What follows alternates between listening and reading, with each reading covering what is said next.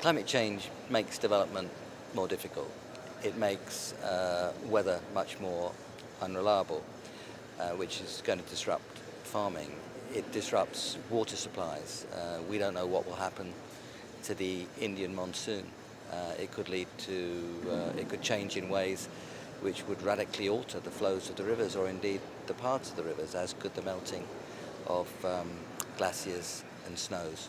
So climate change affects development mostly through water in some shape or form: storms, floods, droughts, sea level rise. So all aspects of development would be affected.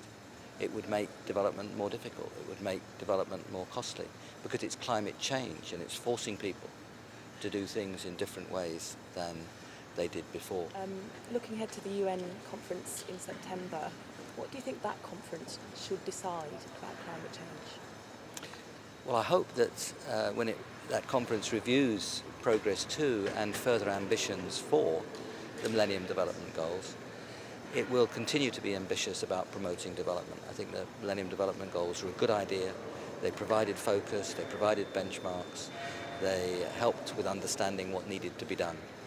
And so they were very valuable. And thus I think we should take them forward.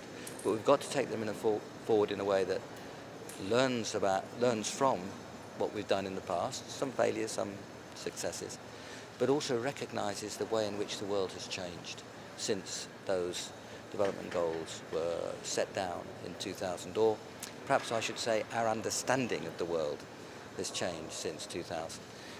Well, low carbon growth is going to be the only form of growth that makes any kind of sense over the next few decades. High carbon growth kills itself, first on very high prices for hydrocarbons, and secondly on the very hostile physical environment it would create. An environment which would become in several decades so hostile that it would actually set back and undermine a lot of the progress that we've made on development. Hundreds of millions of people would have to move if climate change is unmanaged. So we have to recognise that low carbon growth is the only form of growth on offer over any reasonable time scale. But secondly, it is actually extremely attractive. It is cleaner, it's quieter, it's more energy secure, it's more biodiverse, it's safer, it's a much more attractive form of growth. I mean, climate change might put everything back.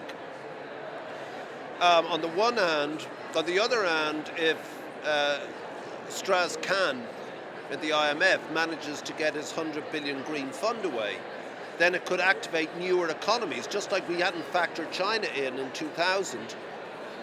So this 100 billion, which Copenhagen called for, that's why it was a complete bust, because nobody agreed.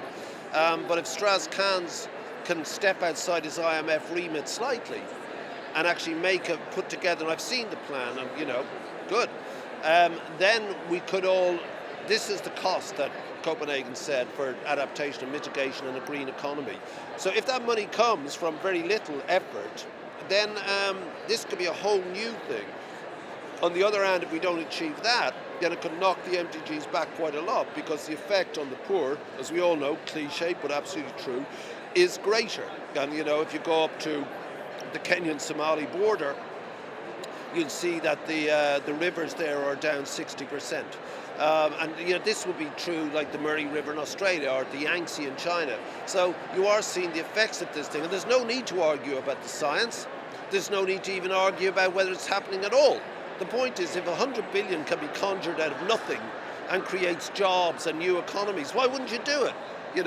I mean, the economy is an ephemera anyway. It's a sort of, it's a chimera, it shifts, it's like a mirage always, and nobody ever gets it right. So, spare me the arguments about is it happening and why is it happening. Hello, here's a 20 trillion industry in 25 years. I'm up for that.